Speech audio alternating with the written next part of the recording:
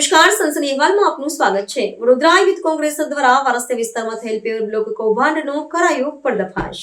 પૂર્વ વિસ્તાર એટલે ભ્રષ્ટાચાર અપાર। વડોદરા શહેરના પૂર્વ વિસ્તારમાં આવેલા વોર્ડ નંબર 6 ના વારસ્તે ખાતે પેવર બ્લોક મોટી માત્રામાં કચરામાં પડેલ હતા, જે વડોદરા શહેર યુથ કોંગ્રેસ પ્રમુખ પવન ગુપ્તા દ્વારા શોધી નીકાળવામાં આવેલા હતા। વધુમાં પવન ગુપ્તાએ જણાવ્યું હતું કે એક તરફ કોર્પોરેટરો દ્વારા તેમને ફાળવવામાં આવતો પ્રજાલક્ષી બજેટનો એમનાથી યોગ્ય ઉપયોગ થતો નથી અને બીજી બાજુ માનીતાઓને ખુશ કરવા માટે બ્લોક નાખવાના કોન્ટ્રાક્ટરને સારા બ્લોક હોવા છતાં એને નીકાળી નવા બ્લોક નાખી મસ્ત મોટો ભ્રષ્ટાચાર આચરવામાં આવે છે। ત્યારે આવા કોન્ટ્રાક્ટરો ઉપર યોગ્ય કાર્યવાહી કરવામાં આવવી જોઈએ અને જે કોર્પોરેટરોના બજેટમાંથી આ પેપર બ્લોક નીકાળીને નવા નાખવા માટેનો પરવાનો આપવામાં આવ્યો હોય એમના પર પણ કોર્પોરેશન દ્વારા કાર્યવાહી કરવામાં આવે તો વડોદરા શહેરની પ્રજાના વેરાના રૂપિયાનો દુરુપયોગ થતા અટકી શકે છે। વડોદરા શહેરનો પૂર્વ વિસ્તાર એટલે ભ્રષ્ટાચાર અપાર।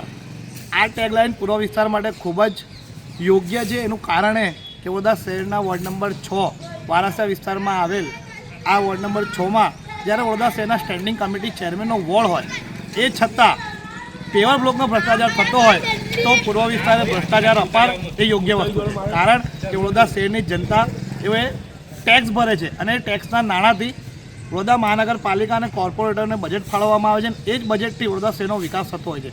ત્યારે કોર્પોરેટરો દ્વારા પોતાના માનીતા કોન્ટ્રાક્ટરોને કોન્ટ્રાક્ટ આપી અને આવા સારા પેવર બ્લોકો ઉખાડીને અને ત્યાં ફરી નવા પેવર બ્લોક નાખીને એક મસ્ત મોટો ભ્રષ્ટાચાર આચરવામાં આવે છે એ તદ્દન ખોટું છે। અમારા દ્વારા મહાનગરપાલિકાના કમિશનરશ્રીને રજૂઆત કરવામાં આવશે કે જે પણ કોર્પોરેટર દ્વારા આ બજેટ ફાળવવામાં આવ્યું છે એ કોર્પોરેટરો પર પણ એક્શન લેવામાં આવે।